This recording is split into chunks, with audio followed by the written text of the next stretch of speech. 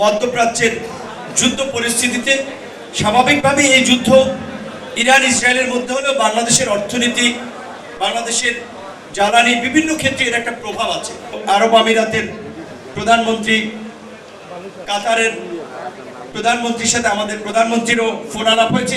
আমাদের শ্রমবাজার মধ্যপ্রাচ্য থেকেও আমরা এখন ইউরোপ, জার্মানি, জাপান, কোরিয়া আমাদের দেশের মানুষের জন্য কর্মসংস্থানের সৃষ্টি করতে পারি, সেই বিষয়টি নিয়ে কাজ করছি।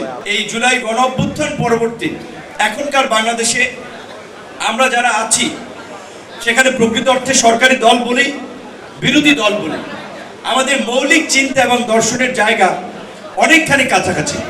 কাজে এখানে অযথা কতগুলো রাজনৈতিক বিভাজন বিদ্বেষ জিয়ে রেখে সংঘাত সহিংসতার রাজনীতিতে বাংলাদেশকে আর ফিরতে দেওয়া যাবে না।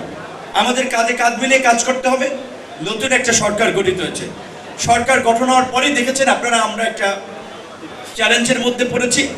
মধ্যপ্রাচ্যের যুদ্ধ পরিস্থিতিতে স্বাভাবিকভাবে এই যুদ্ধ ইরান ইসরায়েলের মধ্যে হলেও বাংলাদেশের অর্থনীতি, বাংলাদেশের জ্বালানি বিভিন্ন ক্ষেত্রে এর একটা প্রভাব আছে।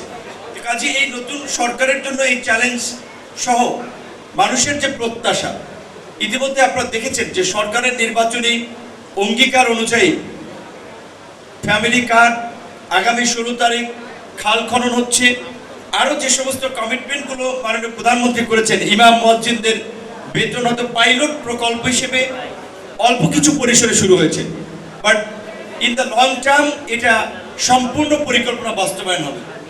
এবং আমরা সরকার আছি বিধায় প্রধানমন্ত্রীর প্রশংসা সেটি না, এটি বাস্তবসম্মত।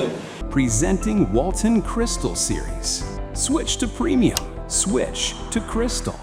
এখন পর্যন্ত যতটুকু বুঝতে পারছি, হয়তো যুদ্ধ দীর্ঘায়িত হবে না, যুদ্ধ সমাপ্তির পথে যে কোনো সময় যেতে পারে, বা যুদ্ধ যাই হোক না কেন এটার উপরে তো আসলে আমাদের কোনো হাত নাই এবং আমাদের কোনো নিয়ন্ত্রণ নেই।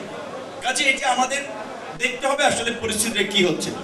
তবে আমাদের প্রধানমন্ত্রী ইতিমধ্যেই নির্দেশনা দিয়েছেন, ইনকেস যদি পরিস্থিতির অবনতি হয় তাহলে আমাদের শ্রমিকরা যদি দেশে ফেরে তাদের কর্মসংস্থান কিংবা তাদের ক্ষতিপূরণ কিংবা কল্যাণের জন্য যে ব্যবস্থা নেওয়া দরকার সেটি প্রবাসী কল্যাণ ও বৈদেশিক কর্মসংস্থান মন্ত্রণালয় পররাষ্ট্র মন্ত্রণালয়ের সাথে সমন্বয় করে কাজ করছে। বেশ কয়েকটি দেশের পররাষ্ট্রমন্ত্রী থেকে শুরু করে আপনারা জানেন সংযুক্ত আরব আমিরাতের প্রধানমন্ত্রী, কাতারের প্রধানমন্ত্রীর সাথে আমাদের প্রধানমন্ত্রীরও ফোন আলাপ হয়েছে। আমাদের যে কয়েকজন শ্রমিক মারা গেছে তার প্রতি তারা সংহতি জ্ঞাপন করেছেন। আশা করি মিডল ইস্টের পরিস্থিতি যখনই স্বাভাবিক হোক, আমাদের শ্রমবাজার মধ্যপ্রাচ্য থেকেও আমরা এখন ইউরোপ, জার্মানি, জাপান, কোরিয়া এই সমস্ত দেশগুলোতে আমরা কিভাবে আমাদের শ্রমবাজার ওপেন করতে পারি, আমাদের দেশের মানুষের জন্য কর্মসংস্থানের সৃষ্টি করতে পারি, সেই বিষয়টি নিয়ে কাজ করছি। যেটা দেশের অর্থনীতির পাইপলাইন রেমিটেন্স বলা হয়, সেই রেমিটেন্স কিন্তু এই মন্ত্রণালয়ের কর্মসংস্থানের মাধ্যমে হয়ে থাকে। কাজেই মানুষের একেবারে প্রত্যক্ষভাবে কাজ করার সুযোগ আছে, আমাদের সেই মেন্টালিটি আছে, আমাদের একটু সময় দিতে হবে, একটু ধৈর্য ধরতে হবে।